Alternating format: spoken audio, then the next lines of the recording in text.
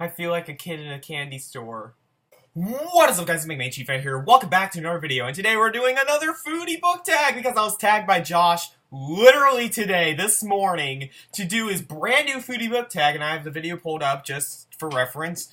Josh's classic candy book tag, but I'm just gonna call it classic candy book tag because it's now mine. No, I'm just kidding. But this is my version. I have answers to my own questions, and I hope that you guys enjoy. So I'm not gonna waste any more time. Let's get into this. All right. So if you don't know how Josh's foodie book tags work, is he kind of asks a question related to a candy, or a type of food, which in this case it's candy. So you'll get the gist of it once I do it a couple times. But first is Altoids. Most classic, as in oldest work you read or your favorite amongst the oldest works you've read. Now, I was going to do the Odyssey, but then I realized that the Odyssey just... Yeah, I like the Odyssey, but I don't love it. However, I love Hamlet by William Shakespeare. This is if you guys don't know, this is my favorite play of all time. I absolutely adore it. It's also the longest play I've ever read in my entire life. Over 4 hours long, but it was so worth it. It was so worth it. I'm now wanting to read the other big there's a play called Rosencrantz and Guildenstern Are Dead by Tom Stoppard, which centers around two small tiny characters in Hamlet. It kind of retells Hamlet through their point of view. That play sounds awesome. I heard great things about that, but Hamlet it blew me away when I first read it. It's my eyes itchy. Ugh. But it blew me away the first time I read it, and I hope when I eventually revisit it, it's just as good. But I know it's good because Shakespeare usually doesn't disappoint me. Number 2, Necco Wafers, a writer that you can rely on time and time again. Well, there we go, because I was just referencing Shakespeare as an author that I can rely on. But the author that I decided to choose was actually the same one that Josh chose, and that's Stephen King. Saturday, I read The Running Man, and I really enjoyed it. I forgot how good Stephen King was. And I'm holding up Carrie, which is one of my personal favorites. I know it's Josh's least favorite of Stephen King, but I actually love this one. I think it's fantastic. But my all-time favorite is Misery, but I don't have it with me right now because my mom is actually reading it.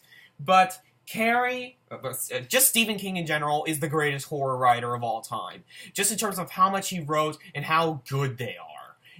And the majority of his works, I loved. The only time where I hated a Stephen King book was with It, but I didn't even finish It, so I'm not even going to count that fully. But every Stephen King work that I've completed has... Well, not all of them have been flawless. I remember not liking Under the Dome and Thinner, but the majority of them are at least 3-star and above, which, if you know me, a flat 3 out of 5 is a pretty decent book, and it upwards is just great. But Carrie by Stephen King... Carrie, why do I keep referencing just Carrie? Stephen King is an author that I can just rely on time and time again. Alright, number 3, Skybar. What your favorite diverse collection of short stories? Now, this is actually from the same author, but he just writes such unique stories. Are you even surprised? It's Stories of Your Life by Ted Chiang. This and Pillars of the Earth are the only 2 5 out of 5s I've given so far this year. I originally had Eileen by Otessa Moshfegh give 5 out of 5, but after reading her short story collection, I just kind of felt indifferent to that short story collection, and it kind of dragged down Eileen with it because it just kind of made me feel not as satisfied with that book, but I still love this. It's my favorite short story collection of all time, and he writes some very unique science fiction stories that you wouldn't find from any other author. He's, in fact, Story of Your Life, which is the title story of this collection, is the basis for the movie Arrival, which I'm dying to see. I'm not usually, into movies, but I'm wanting to see that so badly. Oh, it sounds amazing. And Ted Chiang is absolutely amazing, and I cannot recommend this collection enough. Number 4, O. Henry! Have you read any O. Henry? If so, what is your favorite O. Henry story? I haven't read any O. Henry, so I'm just going to skip that question. Number 5, BB Bat. Your Favorite work about a sport or game? This is a very twisted version of a game, but it's a Battle Royale by Koshun Takami. I love this book. It is like everything that the Hunger Games should have been and more, but this book is just absolutely fantastic.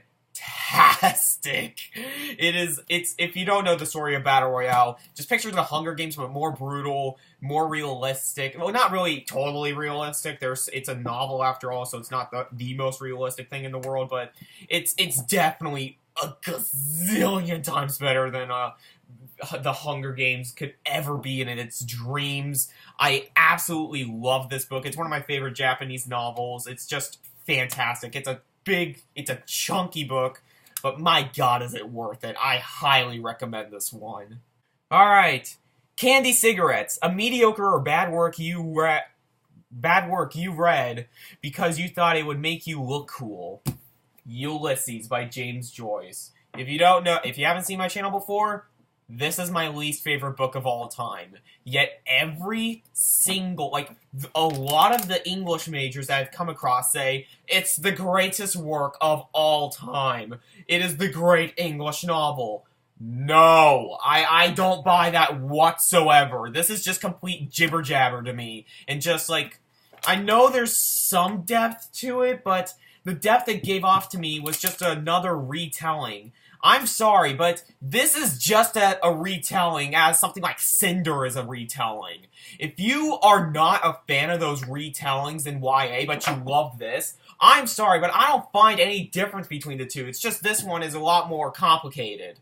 But it doesn't make it better. In fact, I'd go ahead and sit down and read the entirety of the Lunar Chronicles series, which I was just bored by, for the rest of my life than touch this thing ever again, even though I'm touching it right now. But, you know what I mean. I hate this novel. I think it's god-awful, and it's easily also the most overrated book of all time. M&M's! What kind of books are easiest for you to take on the go? I'm actually holding up my iPad because it's Kindle books. Kindle books I'm getting into Kindle books lately. I read, And Then There Were None by Agatha Christie on Kindle. I read Binti by whatever that author's name, I'm not even going to pronounce it. It was the novella that won the Hugo. Didn't really like it. And I also read The Butterfly Garden by Dot Hutchison. That was really good. That was a really good psychological thriller. So I've read 3 books so far in the past, week and a half, 2 weeks on Kindle, and it's been fantastic. I've really enjoyed the experience. Of course, I prefer physical copy books, but I still really enjoy putting out a Kindle book because they get so cheap. Oh my goodness, I can find books for $5 and under. Yesterday I bought a book for $2. It's just so good. I love Kindle books, but not as much as physical copy books, but, it's still pretty good. Number 8, Tootsie Pops, a bookish question you are looking for an answer to. Now, I know I'm never going to get this answer because the author intended this question to be unsolved, and it's kind of like, oh, you imagine the rest, but what happened to Holden? What happened to Holden? I'm just gonna leave it there. If you don't know what I'm talking about, it's Catcher in the Rye, but still, what happened to Holden? Please. Somebody give me something, please. 9. Pop Rocks. A work that caused you to explode, either that being anger, happiness, tears, excitement, etc. This is definitely happiness and excitement and kind of in the good type of tears because it's Ken Follett's Pillars of the Earth. My favorite book of this year, hands down so far. It is a masterpiece. Oh my god! I am already thinking I'm gonna be reading World Without End by March. It's gonna be fantastic. I know that book is gonna be fantastic because I trust Ken Follett hands down. Now this is just a masterpiece. I'm not, like I said in my last video, I'm not gonna shut up about this book for a long time. So yeah, Ken Follett's Pillars of the Earth. I'm still blown away by this, and yeah, it's easily the best book I've read since The Goldfinch, so, yeah. 10. Charleston Chew! If you get that reference, you're awesome. Whatever, it's Futurama. Oh my god, I love Futurama so much. Charleston Chew! Your favorite work from the 1920s. I really didn't want to pick this one. I love this book, don't get me wrong. But I really didn't want to pick this one. I wanted to be like, hey, let's be a little more diverse. Everybody's going to probably pick this book. It's the definitive novel of the decade. The Great Gatsby by F. Scott Fitzgerald. It's just... What can you say about this book that hasn't been said before? You guys probably read it. You guys probably know why it's considered one of the great American novels. I think there's some that are better, like Moby Dick, but this one, it's a classic for a reason, guys. It's phenomenal. Wax Lips, a work that you questioned its existence. Now, I actually didn't hate this book. In fact, I actually strangely kind of enjoyed it, but at the same time, why did you write this? Jonathan Livingston's Seagull by Richard Bach. I read this is one of the very first books I read in one sitting because it's absolutely tiny. It's not even 100 pages, and there's pictures in it. But I get the message behind it, but why seagulls? Why seagulls? Just, why seagulls? Candy store, your favorite classic candy. I'm a huge fan of jelly beans, especially Jelly Belly. I think Jelly Belly are absolutely delicious. I got a bag of them the other day, and they're already gone because I'm a slob. But anyway, yeah, Jelly Bellies, they're hands down my favorite. And number 13, Broken Pinata. Who do you tag? I pretty much tag everybody. Josh, I appreciate your attempt for, I appreciate your apology for, for tagging everybody that you tag, but I don't know, I'm gonna make you feel so bad. You did it again! I feel so horrible!